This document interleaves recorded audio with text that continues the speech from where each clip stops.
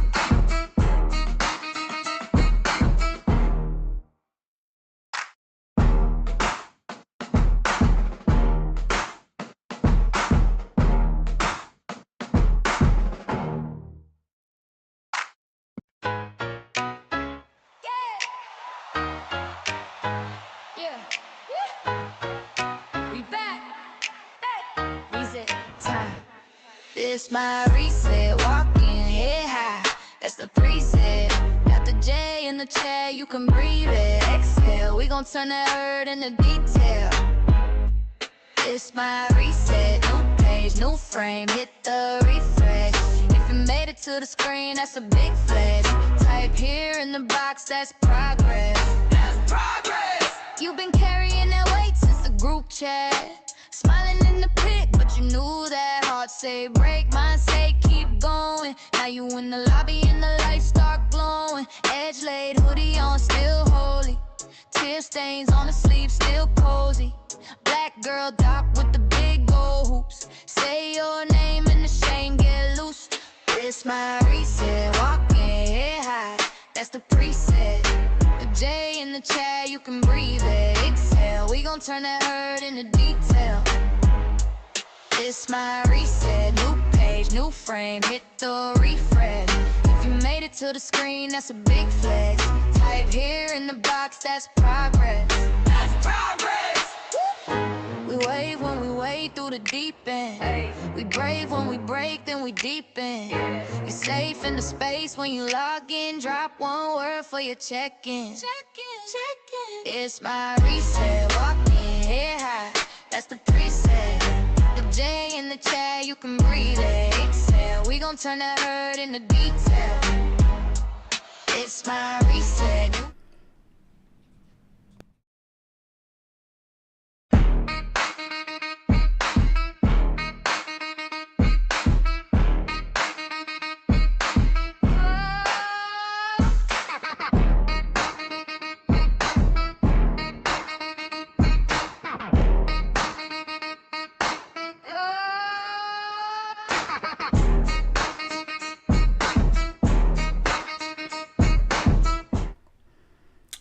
Okay, welcome to the reset.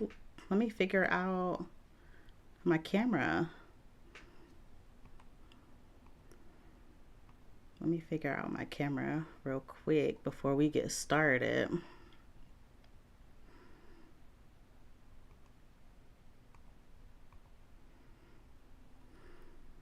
Stay with me.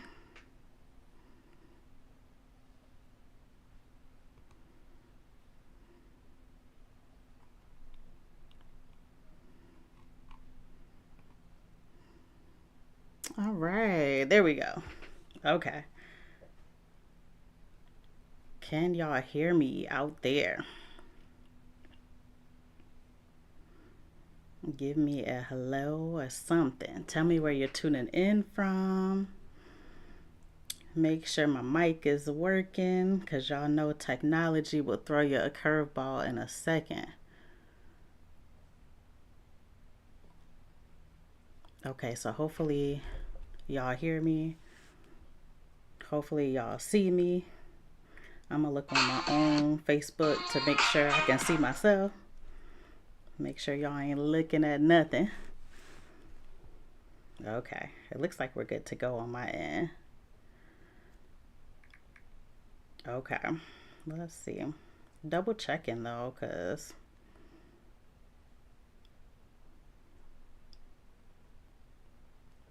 okay, there we go. All right, I got a confirmation that I'm seen. So that's what's up. Welcome to the reset with Dr. J, where we take those WTF moments and we turn them into breakthroughs. Hey, in Colorado listening. I'm coming to Colorado in May for I'm doing a TEDx talk, and it's going to be in Colorado Springs. So I don't know if you are close, but I will be there, and it's going to be good. Then we're going to celebrate that we did the TEDx officially. So welcome, welcome, welcome. I'm Dr. J. I'm an Army vet. I am a trauma therapist. And today we are talking about your brain. Because your brain will really have you reacting to something before it's even happened. And I know people can relate to that. We all have a little bit of that anyway. But I want to give you a scenario. What I do is I will go throughout the week and I'll see my clients, and then in just regular life, I'll be talking to people. And I try to take some scenarios that have come up for a couple different people and then make it a relevant topic for us to kind of talk about on the show. I give some tools and tips that should be helpful in real life. You should be able to apply them immediately. And whatever works, works. Whatever doesn't work, it's okay. You tried it. These are all mental things that we can do right now. So, let's give you a real scenario, right? So, you send a text and there's no response. And so now your brain is like, okay, what's going on here? Well, it doesn't stay that simple, usually. And now it's the thought of like, did I say too much? Did I say the wrong thing? Are they ignoring me? Did something happen? Meanwhile, nothing has actually happened yet. It's just silence. And they hit you back later and they're like, yeah, I was at the gym. And that's it. But your body reacted and your mood already shifted and you already ran to three different outcomes. And I know some of y'all listening right now have probably already had filled in the rest of the story before I even finished it. But if you are military, if you're a first responder, or if you're somebody who's just had to like stay ready in life, usually the brain doesn't wait. It's going to fill in the blanks, and usually pretty quickly and maybe inaccurately. Because at one point, that speed mattered. So, quick note before we really get into it, I am a therapist, but I'm not your therapist. So, this is a real talk. This is a conversation, not treatment. I offer helpful tips, but if you are in crisis or you are really struggling, you can call or text 988. They have somebody available to you 24/7. So that is available. I always say that this is like the appetizer that might make you realize that you want the full meal. So that's that, our housekeeping stuff. So what is your brain doing when we talk about this particular topic? Let's make it make sense. So your brain is trying not to mess you up. It's trying to protect you. So it has good intention here. There's a system in your brain that's always scanning. So you might feel that by like looking for patterns or looking for changes or trying to predict what's going to happen next. So prediction usually equals safety. And now here's what gets interesting. Your brain does not like gaps. And so when something is unclear, like a delay or a tone or a look or a pause, it fills it in. And so the information happens very fast, and it doesn't pull from like anywhere. It pulls from like what you already know. So your past, your experiences, your training. So if you have lived in an environment where you had to stay ready, then your brain learned, do not wait. Figure it out now. And so if you can relate to that, think about a moment where your reaction came in fast before you had all the information. Yeah. So let that sit for a minute. Think about that. I use the text message example because I can't tell you how many people can relate to that, where maybe you shared something vulnerable and you're waiting and you're like, maybe I shouldn't have said that or whatever. And then it comes back and like, everything's fine. Like they validated you actually, and it was fine to send that text message. So you were trained to react fast, and now you're learning when you actually need to, because it's still a valid and a useful skill.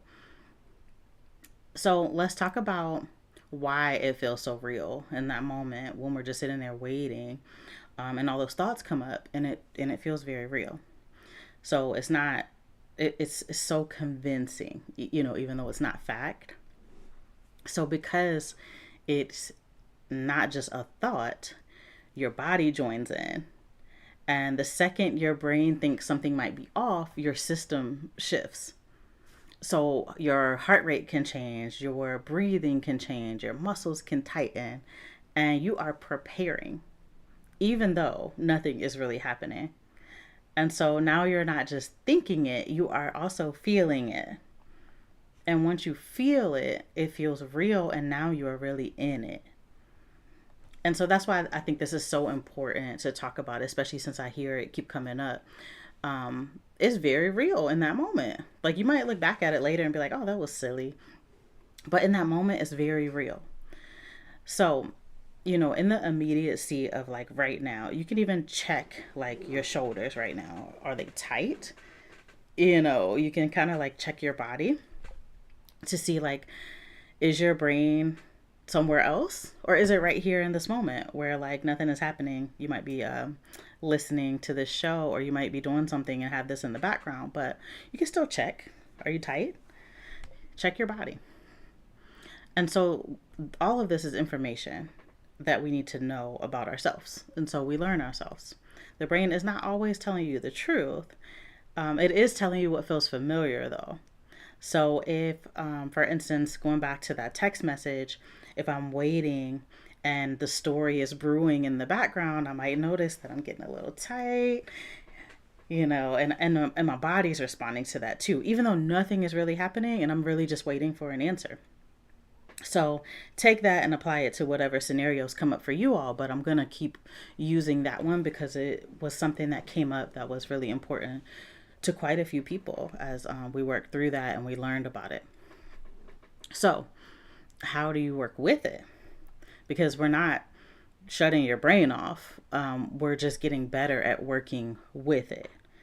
And so each week, I think it's really important that we just have these real conversations, and we feel free to chime in into the chat because I can see it, whether you're on Facebook. I think we're connected to like Instagram and YouTube or whatever. So feel free to comment because I will see it.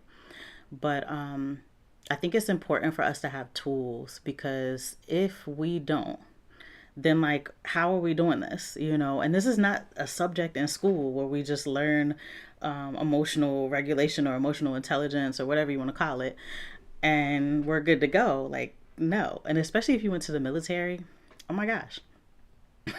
Like, we're learning the skills that we need to survive. Okay. We are trained killers. That's what we're doing. That's what we're learning. And we succeed at that. But it's like when we get out, we don't really encounter that on our daily, in our daily life. So we don't really need to do it the same way, Hey, Keith.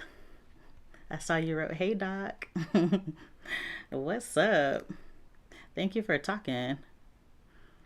So if you're live, does this resonate with you? Is this landing?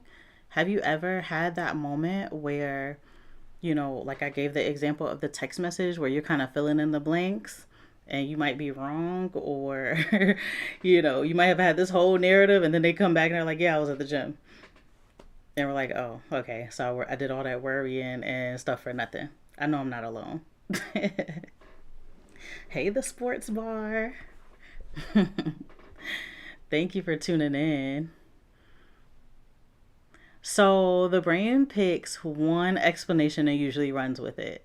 So if we slow that down and you ask yourself, what do I actually know right now? So we're looking for the facts, right? And then you ask, like, what are other ways that this could go? Maybe think about like 2 other ways this could go. And then now your brain has options. And when your brain has options, your body calms down.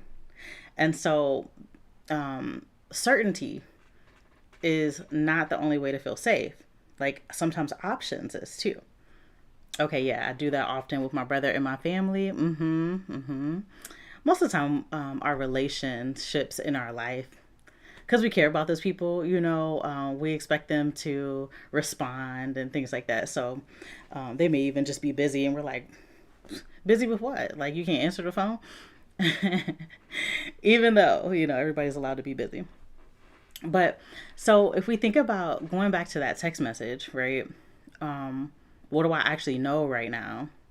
Well, I could think that, okay, I don't know what they're doing. Like, I don't know anything. I know that I sent the text message. That's all I know, right? I don't know anything on the other end. So if I offer myself some other options, that might be helpful. So you can think about something like recent. What story did your brain land on? And you can kind of give yourself a couple other possibilities and then just notice what shifts. So for me, thinking about, like, I don't know, I'm trying to think of a recent scenario. Oh, okay. So I'm doing EMDR training with some therapists this week. I'm coaching, have a wonderful trainer, and I've worked with her a few times, but I ran late yesterday.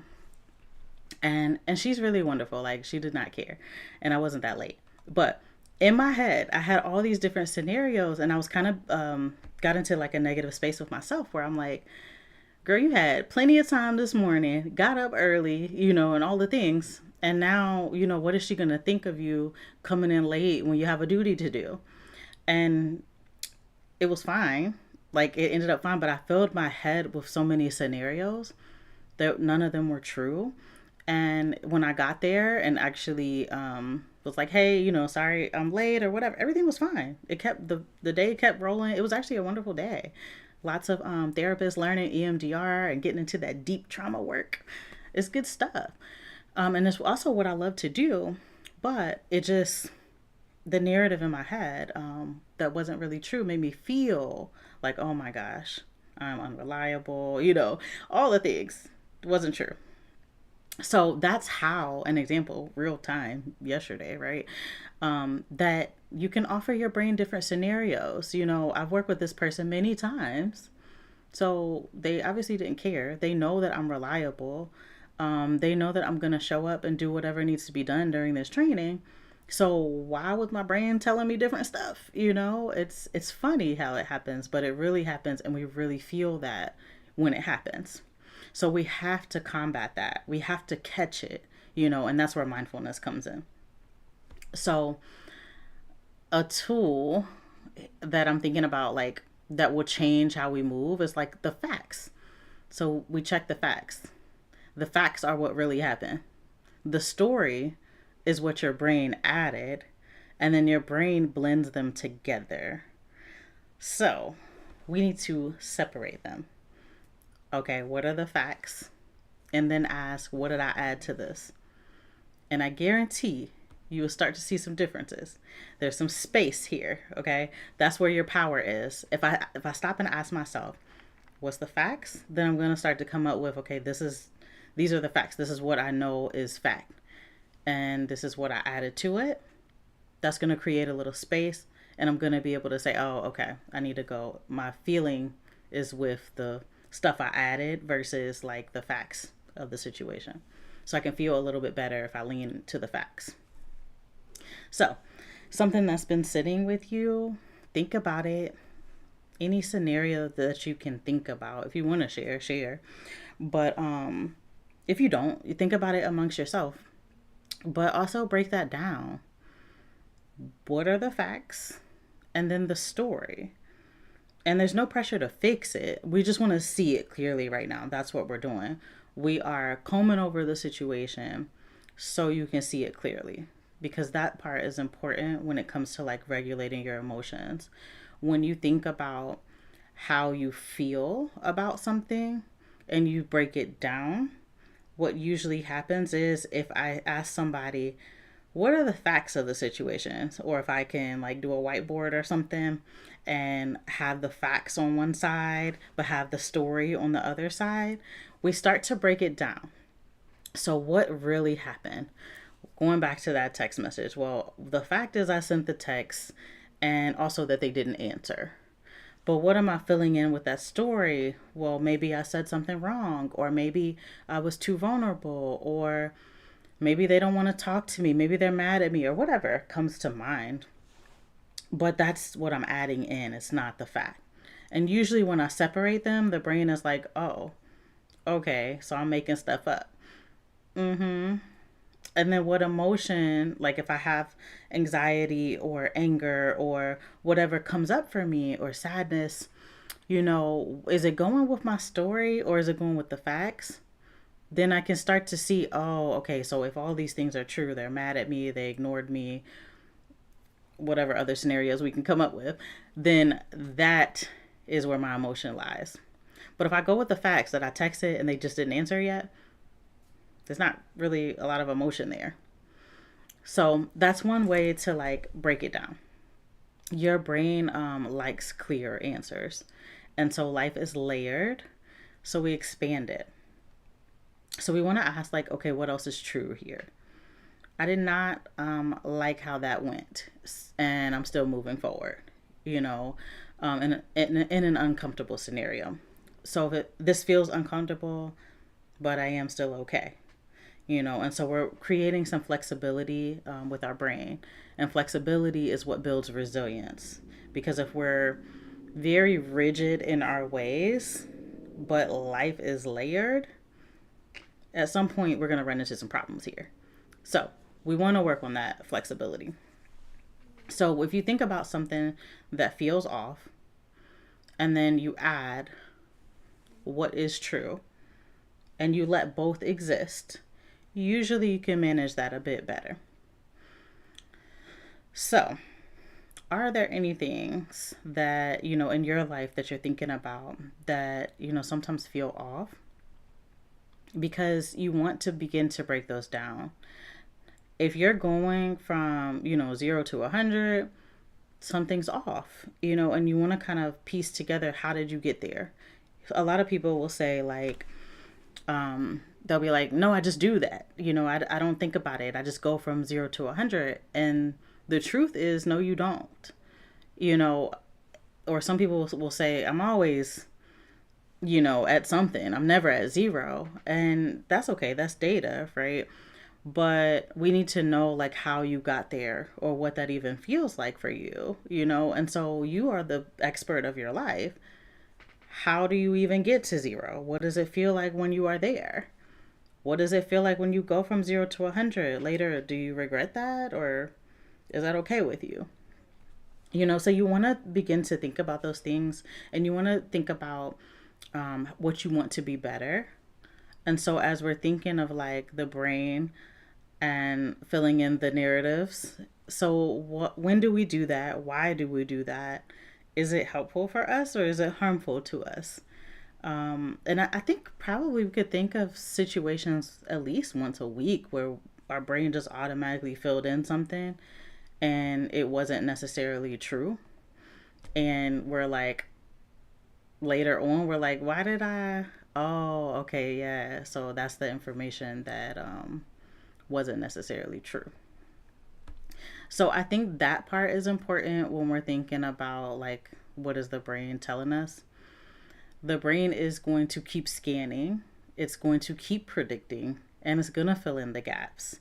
That part doesn't change. What changes is how you respond. So you want to catch it sooner because that's helpful to you.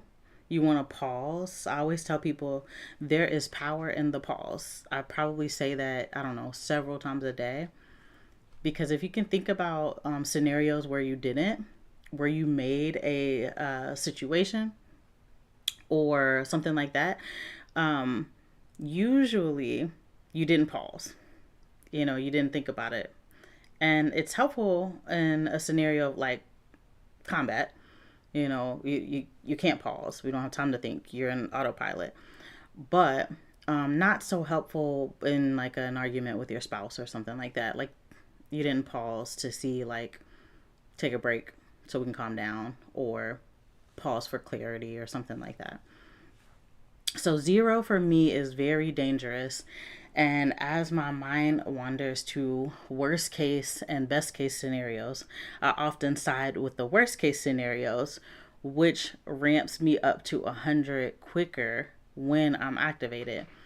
That is so real. And thank you for sharing that. I encounter that a lot too, right? And it's probably because of where you come from and the skills that you had probably in the military, I'm guessing. 0 does feel dangerous to our nervous system if we have had to go through and do so much, or if we're responsible for a lot of things. So many different reasons why our brain and our bodies do that. Like 0 feels crazy if I'm always, busy or always doing something. It's like, no, I don't want to chill. And then your mind wandering from worst to best, it probably picks the worst because it's like, I need to be prepared for this, you know, and it feels better to be prepared. But the reality is, we can't be prepared for every situation, you know. Sure, we want to be prepared as much as we can. I always tell people we want to be okay enough. And I think also sometimes 0 isn't the goal for some people. It depends on the person. So, like, for my vets, usually if they've been through a lot of stuff in their life, 0 does not feel good. So, we actually have to teach the body and the brain to be calm again. That is okay.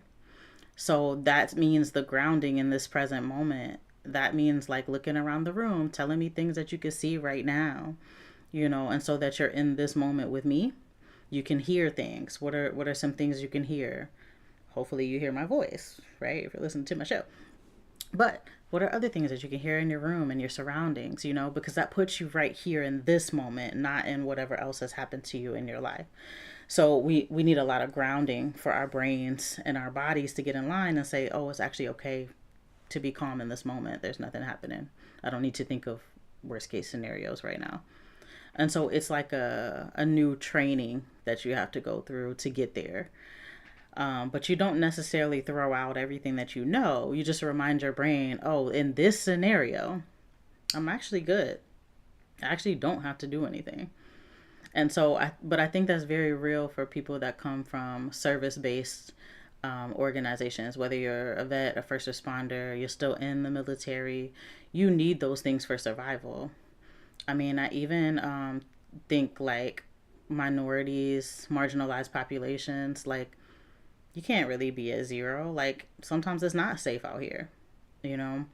So little caveat there, we want to be better, but if our norm or if what feels good isn't 0, it's completely fine. There's nothing wrong with you. It's literally like our different normals that keep showing up. But if you're always thinking about worst case scenario, and that can be very like stressful. So, really thinking about like, do I need to do that right now? Is that helpful for me right now? Why am I doing that right now? And just get really curious about it. I always tell people they're the expert of their own lives because I don't know, their life story. And even for the people that I work with individually, I'm still never going to know. They're not going to tell me everything. They just aren't. And so I leave room for that. So I'm asking them, like, what's your goal? What would make you feel better? And they might say, well, I don't want to get to 0 because I want to feel like I have some sort of control here, or I need to feel like I'm on some type of high alert because I want to be safe. But maybe if I could get to like 25 instead of 50, I think I would feel a little bit better. And then we work from there. So set, whatever goal you want for yourself, because it could become bothersome if you're always, at a heightened level. And also that could lead to health problems too. So we want to watch out for that kind of stuff.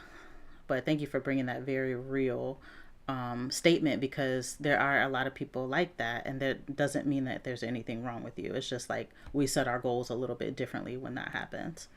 So you still have the skill you still can practice the skill of like catching it sooner and pausing and checking your story, because if you're realizing, oh, I'm going to worst case scenario, I'm going to best case scenario, there's a middle somewhere, and you can start to look for that gray area, because maybe this scenario doesn't have to be black or white. Maybe there's some gray in the middle, and maybe that's what helps you, is allowing yourself to have that gray, which might be also very hard to do.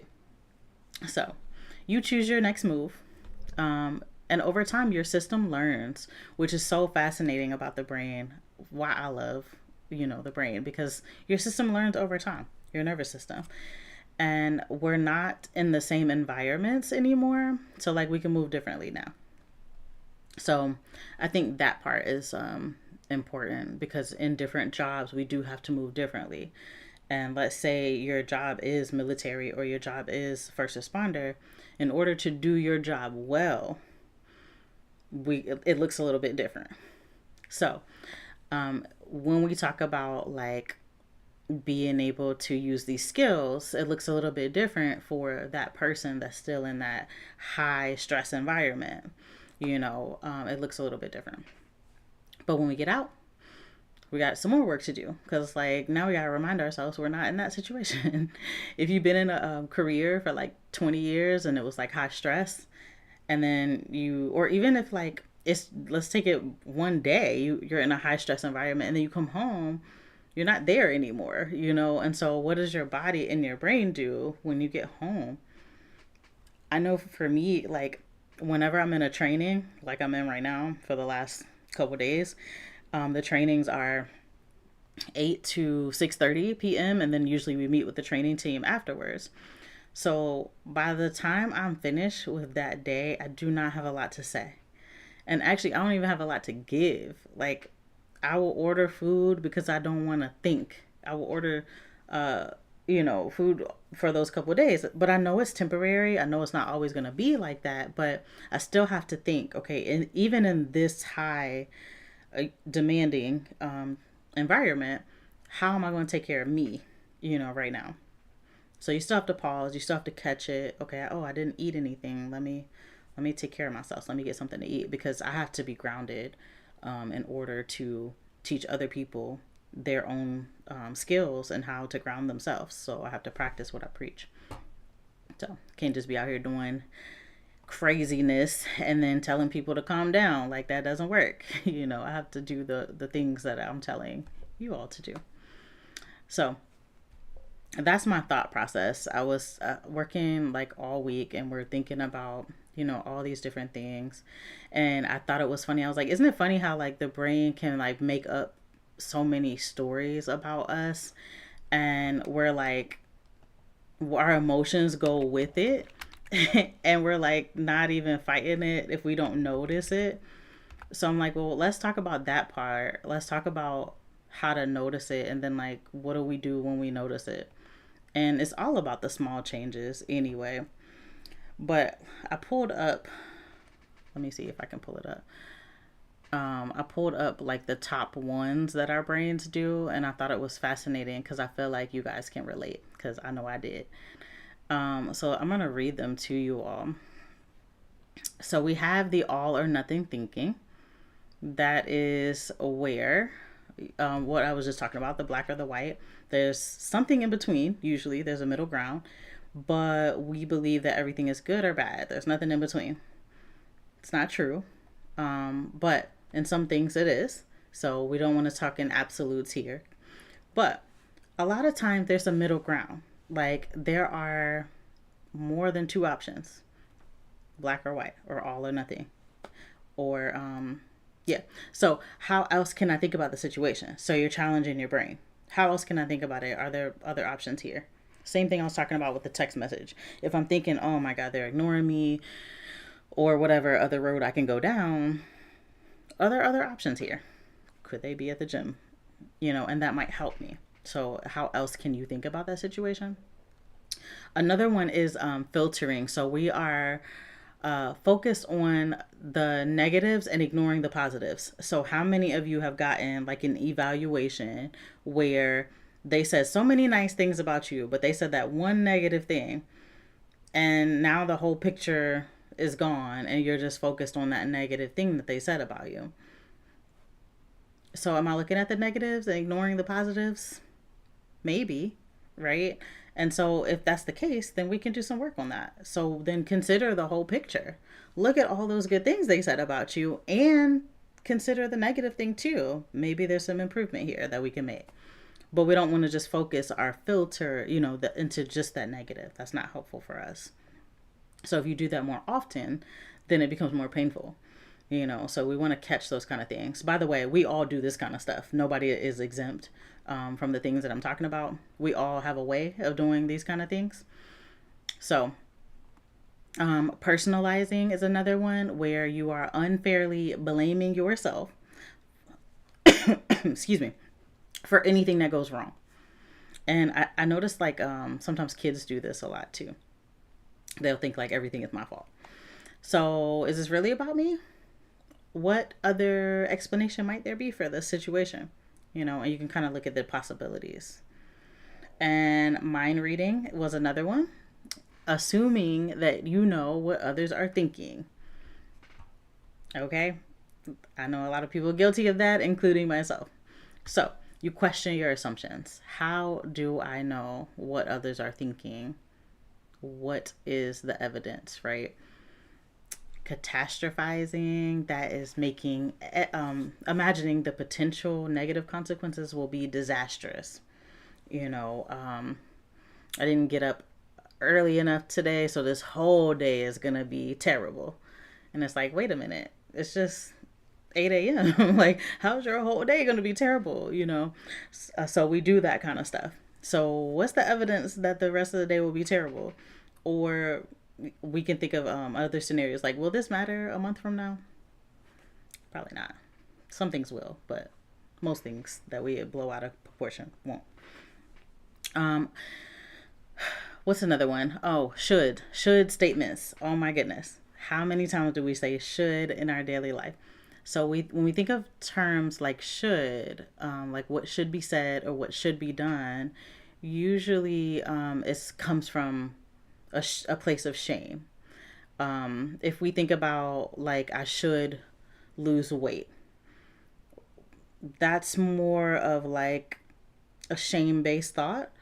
I could lose weight, feels a little bit better, or I would like to, or I have a plan to, or I'm going to, that feels better than I should. So thinking about, I always tell people stop shooting all over yourself because that's not helpful for you a lot of the times. So when we think about these kind of things, there's a lot of examples that you can see come up in daily life. Like if somebody's like, I'm failing at life right now, I can't do anything right. So we'll kind of notice it. Hopefully, if you're doing it yourself, you notice it, or maybe you'll notice it in other people. But like, wait a minute, you're failing at life? You can't do anything right? Is that really true?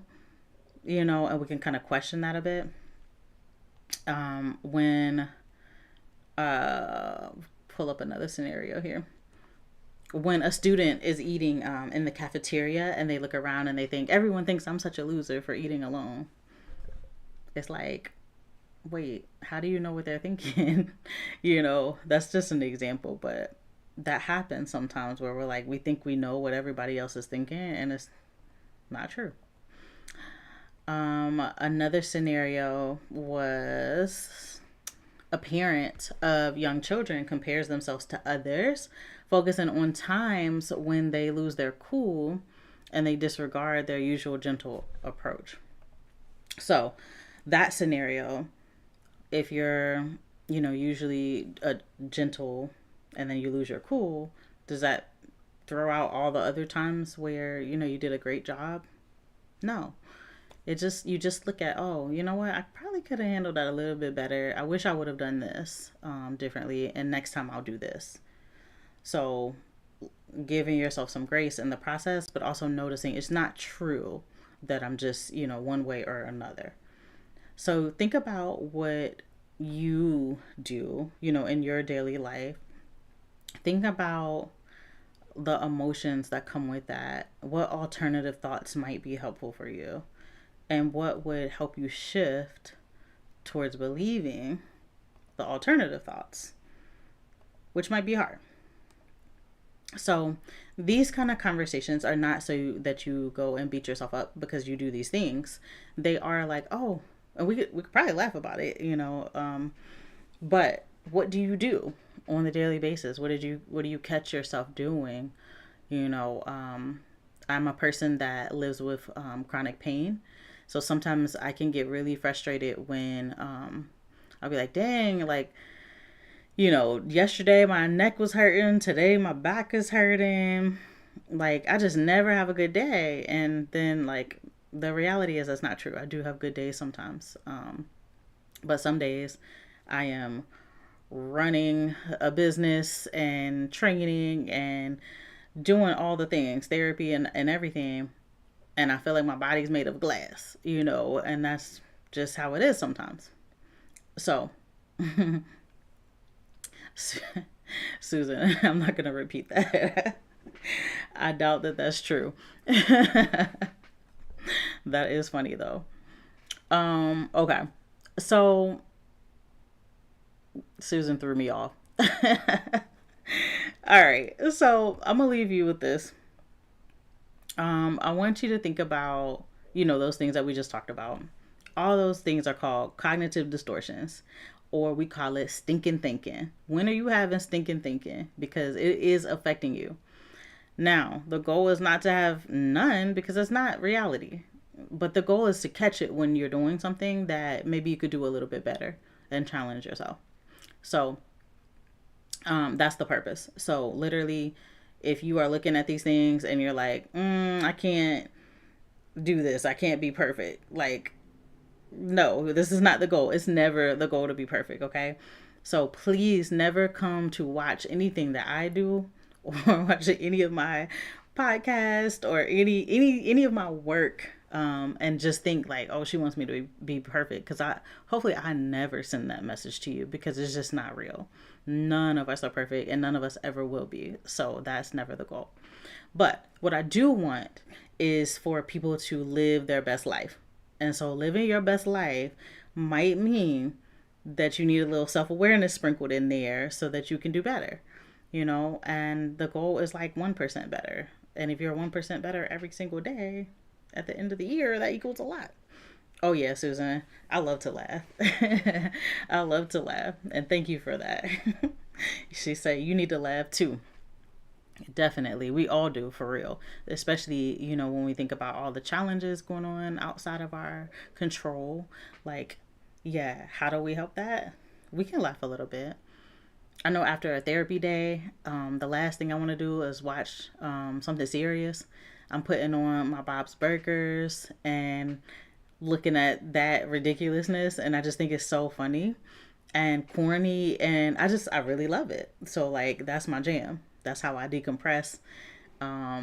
If you're a Bob's Burgers fan, I see you.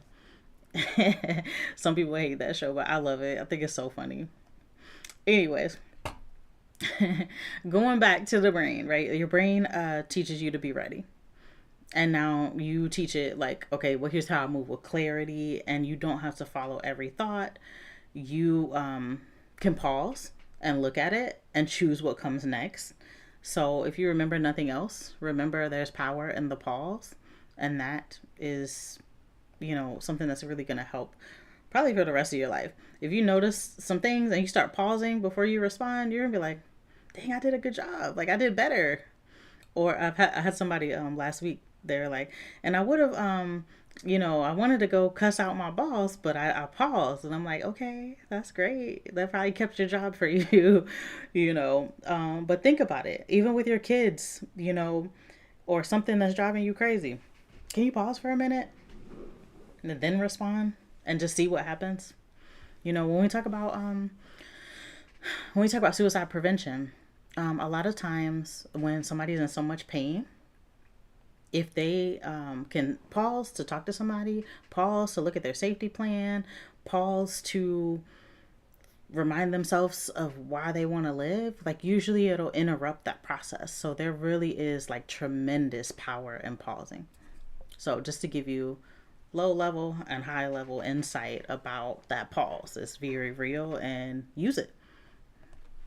So I always like to offer a challenge for you to do. So this week, I want you to catch one moment where your brain fills in the blanks. I want you to pause.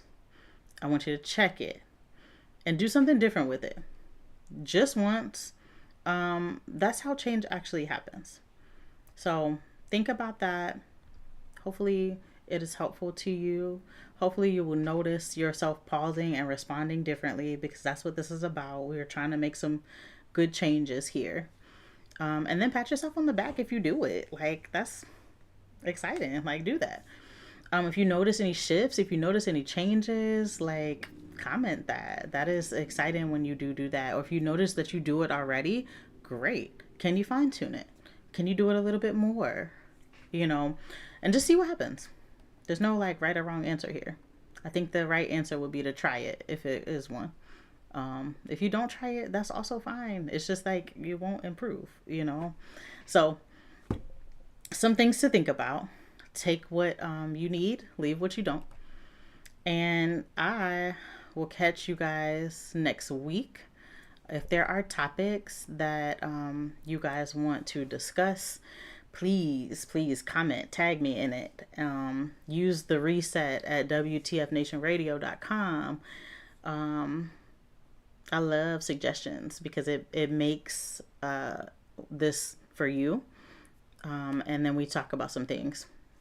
I have been kind of like just listening to everybody and just kind of putting together what I think might be helpful. But if you tell me what might be helpful, that is helpful to me. So, but hopefully this is helpful. I want everybody to think about the pause. I want everybody to think about, is my brain really telling me the truth? Well, if it's not, let me think about some other scenarios here. Let me fill it in with the facts. And let me think about the story that I made up. And which one is my emotion going with? And then you're going to figure out that usually is going with the story that you made up or your brain made up. And if I go with the facts, I feel better because there's nothing for me to be upset about, or there's nothing for me to be angry about, or whatever emotion comes up for you. But hopefully you will use that. You check the facts, and you will notice that the pause will help you in your relationships, in your daily life, in your whatever. Power and the pause. Okay? So this is the reset with Dr. J, where we take those WTF moments and we turn them into breakthroughs. So y'all have a good week. Do the challenge, and I will see y'all next Sunday.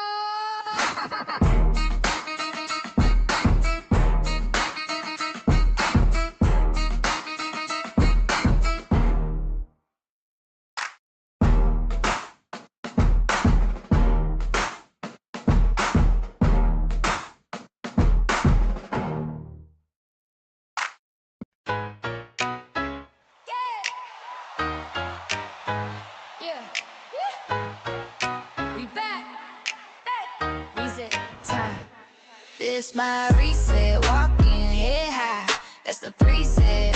Got the J in the chair, you can breathe it. Exhale, we gon' turn that hurt into detail. This my reset, new page, new frame, hit the refresh. If you made it to the screen, that's a big flash. Type here in the box, that's progress. That's progress. You've been carrying that weight since the group chat. Smiling in the pic, but you knew that heart say break, mine say keep going. Now you in the lobby and the lights start glowing. Edge laid, hoodie on, still holy. Tear stains on the sleeve, still cozy. Black girl doc with the big gold hoops. Say your name and the shame get loose. This my reset, walking head high, that's the preset. The J in the chat, you can breathe it. Exhale, we gon' turn that hurt into detail. This my reset, new page, new frame, hit the refresh. If you made it to the screen, that's a big flex. Type here in the box, that's progress. That's progress. We wave when we wade through the deep end. We brave when we break, then we deepen. You're safe in the space when you log in. Drop one word for your check-in. It's my reset. Walk in, head high, that's the preset. The J in the chat, you can breathe it. Exhale, we gon' turn that hurt into detail. It's my reset. New page, new frame, hit the refresh. If you made it to the screen, that's a big flex. Type here in the box, that's progress. That's progress.